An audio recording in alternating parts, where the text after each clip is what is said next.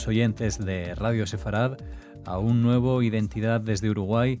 En este caso contamos con la presencia telefónica del profesor Rodrigo Barser. ¿Qué tal?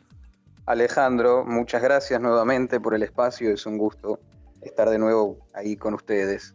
Bueno, gracias a ti como siempre por contestar a la llamada de Radio Sefarad y compartir con los oyentes esas inquietudes aquí en Identidad desde Uruguay. Háblanos de ese relato que nos querías comentar de la cena de Pesaj, que ya se acerca. En cuanto emitamos este programa estaremos muy cerquita de comenzar la celebración. Sí, probablemente. Sí, cuando Mauricio me convocó a hablar nuevamente sobre el tema, me preguntó si se me ocurría algún tema relacionado con Pesaj, que es la festividad que se avecina en pocos días. Y recordé que hace un par de años había hecho unos apuntes sobre el tema, este tema que quería compartir con la audiencia, que es un tema particular de la Haggadah de Pesaj. La Haggadah, para quienes tal vez sea la primera vez que oyen esa palabra, significa relato en hebreo, y en este caso se refiere particularmente a ese conjunto de leyendas, de relatos y de canciones que se acostumbran a cantar, recitar y leer en la noche festiva o en las dos noches festivas de Pesaj, si es fuera de Israel. Uh-huh. Este tema es muy interesante porque nos pone delante de el desafío de cómo transmitimos a las próximas generaciones nada más y nada menos que el relato fundacional del pueblo judío, que es el relato de la salida de Egipto. Más allá de las discusiones sobre la historicidad o no historicidad del relato que se transmite, está escrito en el relato bíblico, lo cierto es que, como diría el escritor israelí ya afinado Amos Oz, el mito nos constituye nuestra identidad, más allá de si eso ha tenido lugar o no en la historia real. Y desde el propio texto bíblico surge la cuestión de ¿y qué le vas a contar a tus hijos cuando llegue esta ocasión, esta fecha? Y por eso la Haggadah de Pesaj, este compendio de relatos y leyendas sobre la festividad y sobre, digamos, la efeméride, le dedica una parte, pues justamente se conoce con el nombre de Arba'a Banim, que son los 4 hijos. Y estos 4 hijos en la Haggadah de Pesaj se representan con 4 características diferentes. Uno que es sabio, así le llama la Haggadah, otro que es malvado, otro que es simple y otro que aún no sabe preguntar. Y yo me preguntaba si en realidad estos 4 hijos no son tal vez 4 caracteres o 4 etapas que toda persona, y en nuestro caso particular como judíos, vamos atravesando a lo largo de la vida. ¿Por qué tendemos que tal vez fragmentar estas características de estos 4 hijos? Tal vez los tenemos todos juntos dentro nuestro y son diferentes reacciones, ¿no?, a las distintas etapas de la vida frente a la propia vida y a la vida como judíos, ¿no? Por eso me preguntaba si tal vez no contenemos los 4 caracteres dentro de sí. 4 caracteres, Rodrigo, que tampoco tienen por qué darse en ese orden, supongo. No, sí, es muy interesante ver en qué orden aparecen esos hijos en la Haggadah de Pesaj. Aparece primero el sabio, después aparece el malvado, después aparece el simple y el último es el que no sabe preguntar. Uh-huh. Y no me parece que sea casual que esté en ese orden. Creo que tiene una razón de ser. Porque el motivo central de la festividad de Pesaj es la celebración de la liberación del pueblo hebreo de Egipto, ¿no? justamente uno de los nombres de la festividad es Zman Jeruteinu, que quiere decir el tiempo de nuestra libertad. Y creo que si uno se fija, qué es lo que pregunta cada hijo en la Agadá, vemos que el sabio en realidad es el que pregunta más, el que usa más palabras. Y a medida que vamos pasando por los distintos hijos, la extensión de la pregunta de cada hijo se va reduciendo. El primero, por ejemplo, pregunta, ¿cuáles son los testimonios, los estatutos y los derechos que el Señor nuestro Dios les mandó, o os mandó, para decirlo en español ibérico?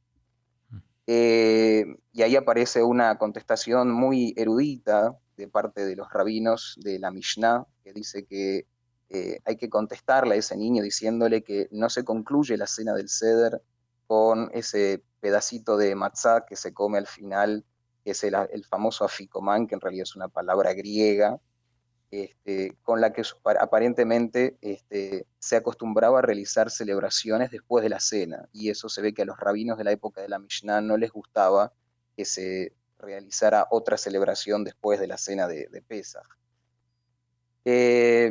Luego aparece el famoso hijo malvado, el Rayá, que pregunta simplemente ¿qué significa este servicio para ustedes? Y ahí la Agadá resalta que el niño dice para ustedes y no para nosotros, como que ese niño se autoexcluye de la comunidad, de la familia. El hijo simple, que justamente simplemente pregunta, Mazot, ¿qué es esto? Y el último, que a mí me parece que es el más tal vez enigmático o el más interesante de pensar, porque es el que no sabe preguntar. Y en ese caso la Agadá dice que en relación a ese niño es uno el que tiene que instarlo a que pregunte. Ahí la Agadá propone que uno diga que esto es lo que Dios hizo con nosotros al sacarnos de Egipto. Pero a mí me gustaría resignificar estas preguntas, estas cuestiones, y llevarlas más a un plano más reflexivo, tal vez filosófico, sobre qué es lo que representa la pregunta de cada uno de estos hijos, ¿no? Me parece que eso me parece algo interesante, porque la tradición judía se ha caracterizado siempre por resignificarse, ¿no? En primer lugar, creo que la pregunta es de suma importancia. La pregunta como valor en sí, porque es un signo, es una manifestación de la libertad, ¿no? Cuando preguntamos, cuando somos libres, ¿no? Cuando tenemos la posibilidad de cuestionarnos, de preguntarnos qué es lo que tenemos delante, qué es lo que nos rodea, por qué estamos donde estamos, ¿no? Todas esas preguntas trasladadas en este caso a la celebración y al ritual de la celebración. Ese hijo malvado que se lo representa como le dice malvado, a mí no me gusta mucho esa calificación de malvado, porque creo que no es realmente malvado, sino que es simplemente una demostración de rebeldía, que está preguntando en el fondo qué es el significado de toda esta cantidad de rituales que se hacen en torno a una serie de alimentos que tal vez para un individuo no demasiado maduro puede resultarle bastante extraño, ¿no? Bastante raro. Pero el que sí creo que genera como más preocupación o tal vez más interés es el que no sabe preguntar. Porque el que no sabe preguntar o el que no pregunta a uno lo deja pensativo, ¿no? Cuando una persona se muestra tímida, retraída, se pregunta si es desinterés o si es indiferencia a lo que está sucediendo, al colectivo o a la causa del colectivo, o si es tal vez sí, temor o timidez para preguntar, ¿no? Creo que Además, ahí se Rodrigo, plantea... disculpa que te interrumpa, porque Ajá. esperaba que fueras en el orden que comenzaste, pero llegando al que no sabe preguntar, y en esa reflexión filosófica de la que quiero formar parte, no sé si también consideras que puede ser el que más dudas tenga, pero no sepa cómo abordarlas. Probablemente, y tal vez ahí el desafío de los mayores sea adaptar el relato a la edad de los que están presentes, ¿no? Muchas veces hay quienes les gusta pasar por la Agadá, por el relato y leerlo de la A a la Z, ¿no? Y esa no es la idea en realidad de la Ágada. La Ágada es una propuesta pedagógica para, eh, digamos, adaptar y representar lo que se quiere transmitir, pero no hay que perder de vista que lo más importante es la transmisión a los más pequeños o a los más jóvenes que están conociendo de qué se trata esto. Y sí, tal vez el que no sabe preguntar, tal vez es porque todavía no ha aprendido a preguntar, ¿no? Como que hay un arte de la pregunta, y como que para saber preguntar o para hacer buenas preguntas también hay que pensar mucho, ¿no? No Ujú, solamente para dar buenas respuestas. ujú. Eh, pero, por otro lado, me, eh, sobre lo otro que había estado pensando en estos días, es en más traído a un plano tal vez más relacionado con la sensibilidad de cada uno de estos hijos, son, me parece, las implicancias que tiene el etiquetar a estos niños, ¿no? Ujú, Cómo esas etiquetas que a veces ponemos a los más chicos determina de alguna manera la personalidad que van desarrollando a lo largo de la vida. Y en eso, por esa razón, me gustaría leer una reflexión muy breve de un escritor israelí que se llama Yariv Ben Aharon, un educador y un pilar del judaísmo secular en Israel, que justamente habla sobre esto del etiquetado de los niños, de los hijos, y cuáles son las dificultades que trae eso. ujú, claro, adelante. Eh, Él dice así: instintivamente me retracto de los estereotipos estáticos que etiquetan a las personas en forma simplista. Por lo tanto, elijo interpretar el ejemplo de los 4 niños como un conjunto variado de estrategias para abordar 4 facetas diferentes de todo niño.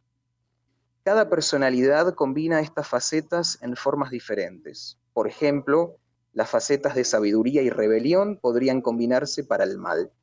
Así, la mente astuta puede ser utilizada para infligir dolor a los propios padres. En forma alternativa, la combinación puede producir un pionero, un halutz revolucionario que busca no solo socavar el orden tradicional, sino también crear un nuevo contexto de significado. Esto requiere de una inteligencia que no es conservadora, como la del niño sabio tradicional, sino que mira más allá del horizonte, más allá de la ley vigente y su consabida justificación. O sea, Yarif Ben Aarón creo que se plantea esto, cuando me topé con esto me sorprendí porque era algo que yo justamente había Ujú. pensado anteriormente, y me alegré de que otros antes que yo hayan pensado sobre estas cuestiones, justamente sobre este etiquetar y fijar, ¿no? Una determinada concepción sobre los hijos, que eso va determinando a lo largo de la vida, indudablemente. Desde luego, es una cuestión muy interesante ese hecho, ¿no? De ver cómo una persona se puede dirigir hacia un lugar solo porque se lo han marcado con ese etiquetado. Sí, Al final hay muchos tipos de personas y hay que buscar y valorar la diversidad también. sí. Por eso yo creo que lo que acá me parece que lo que importa más en estas preguntas que hacen los hijos es ver que si esto lo repetimos año a año, ¿no? Y lo hemos repetido durante siglos, eh, acá creo que lo que yo rescato más es el propio valor de hacerse las mismas preguntas todos los años, ¿no? Así como se canta el famoso Manishtanah, Halayla Zemi Kola Leilot, en qué cambió esta noche de las demás noches. Lo interesante es ver que se mantienen las preguntas, ¿no? Como que parecería ser que los seres humanos tenemos o nos surgen inquietudes y preguntas muy similares a lo largo de la historia, de las generaciones, y lo que van cambiando son las respuestas generacionales a esos cuestionamientos, a esos planteamientos existenciales de todo ser humano y en nuestro caso particular como judíos. Creo Ujú. que ahí está creo que ahí está el núcleo y el meollo de esto de las preguntas, ¿no? La pregunta como disparador, como estímulo para cuestionarse todos los años. Que si uno se pone a pensar, las preguntas que hacen estos hijos son muy simples, pero hay veces que las preguntas más simples son las más difíciles de responder, ¿no? Desde luego, desde luego. Pues unas inquietudes muy interesantes las que comparte hoy Rodrigo Barser con nosotros. Nos quedan un par de minutos. Si quieres cerrar y hacer alguna síntesis de todo este asunto que nos has acercado hoy aquí a Identidad desde Uruguay. Bueno, algo más que me gustaría agregar, tal vez, me pregunté, es por qué al hijo sabio se lo considera sabio, ¿no?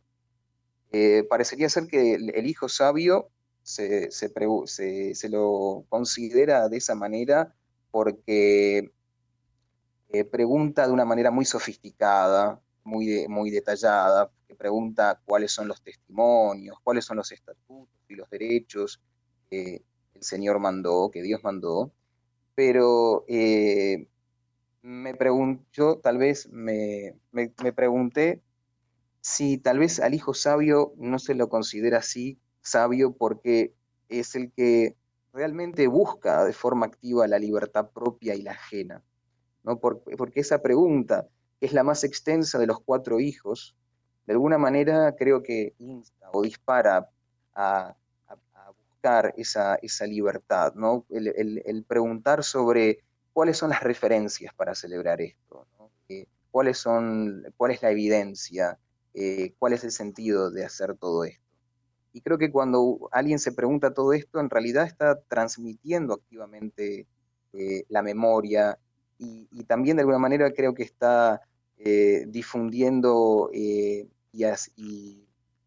digamos, está de alguna manera haciendo saber que todos tenemos tanto derechos como deberes para responsabilizarnos por lo que se trata esto que hacemos y también el derecho de saber, ¿no? El derecho de, de- de indagar acerca de lo que durante siglos se vino haciendo, ¿no? Desde el preguntarse sobre la historicidad de los hechos que se narran en la Haggadah hasta preguntarse el sentido último, ¿no? El significado o el sentido último de la festividad.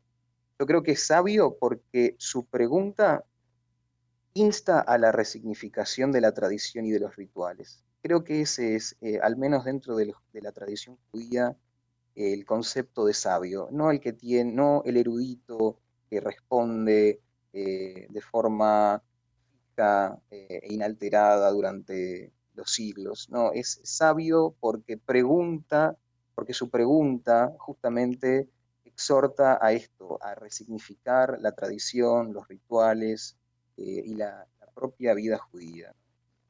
Es interesante ver que en el hebreo sabio se dice jajam, ¿no?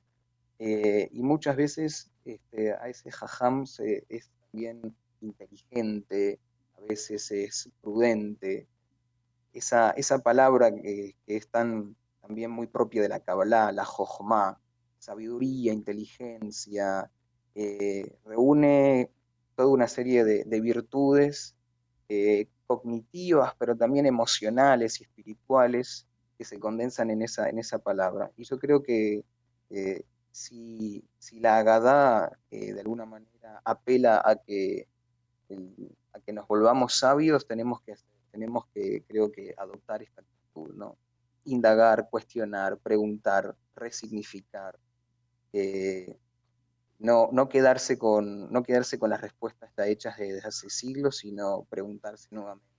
Y en ese sentido, Creo que son bienvenidas la investigación arqueológica, la investigación literaria, lingüística. Creo que todo eso debe servir para darle sentido a esta celebración y a la identidad judía. En definitiva es lo que reivindicamos en cada una de las festividades y principalmente en Pesaj, que es por excelencia la festividad central del calendario judío, ¿no? Estupendo, Rodrigo. Pues muchas gracias, como siempre, por compartir estas inquietudes aquí en Radio Sefarad con todos sus oyentes y por animarles a replantearse muchas cuestiones. Te esperamos en una próxima ocasión y gracias, como siempre, por atender a la llamada de esta casa de Radio Sefarad. Es un gusto, Alejandro. Muchas gracias nuevamente y bueno, felices Pascuas por ahí también. Así despedimos esta edición y les invitamos a visitar la página web del Mensuario Identidad en www.uy de Uruguay. Hasta la próxima.